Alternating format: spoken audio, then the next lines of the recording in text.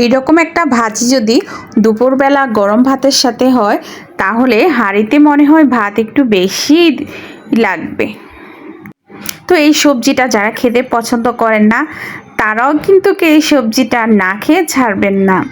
তো চলুন দেখে নিই আজকের এই রেসিপিটা। তো হ্যালো এভরিওয়ান, আসসালামু আলাইকুম। কি অবস্থা সবার, সবাই কেমন আছেন?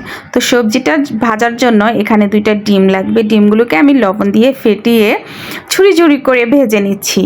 তো দেখতেই পাচ্ছেন আমি খুন্তির সাহায্যে ঝুরি ঝুরি করে নিয়েছি। এখন ডিমগুলো উঠিয়ে নেব। তারপর যে সবজিটার কথা বলেছি সেটা আর কোন সবজি জানেন? পটল। তো পটলগুলোকে আমি হলুদ মরিচ এবং লবণ দিয়ে খুব ভালো করে মেখে ফ্রাই প্যানের মধ্যে তেল দিয়ে ভেজে নিচ্ছি। তো দেখতেই পাচ্ছেন আমি পটলগুলো কিভাবে ভাজতেছি। এখন প্রথমবার ভাজা হয়ে গেছে, এখন দ্বিতীয়বার আবার পটল দিলাম। তো পটলগুলো যখন ভাজা ভাজা হয়ে যাবে তখনই এর মধ্যে আমি ব্যবহার করব কাঁচা পেঁয়াজ এবং কাঁচামরিচ।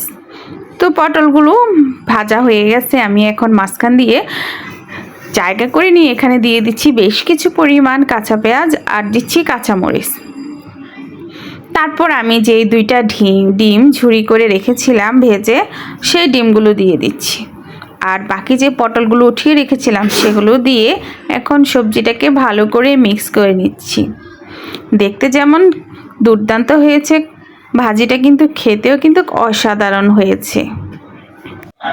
নিজে রান্না করছি বলে প্রশংসা করছি না, আপনারা সবাই একবার হলেও এরকম একটা ভাজি ট্রাই করবেন।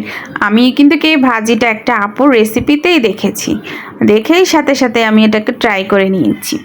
সত্যি ভাজিটা খেতে অসম্ভব। পটল খেতে কিন্তু আমি একদমই পছন্দ করি না, কিন্তু এই ভাজিটা খাওয়ার পর পটল দিয়ে আমার এত প্রিয় হয়ে গেছে, বাসায় যখনই পটল নিয়ে আসবে আমি কিন্তু এই রেসিপিটাই বারবার ট্রাই করব।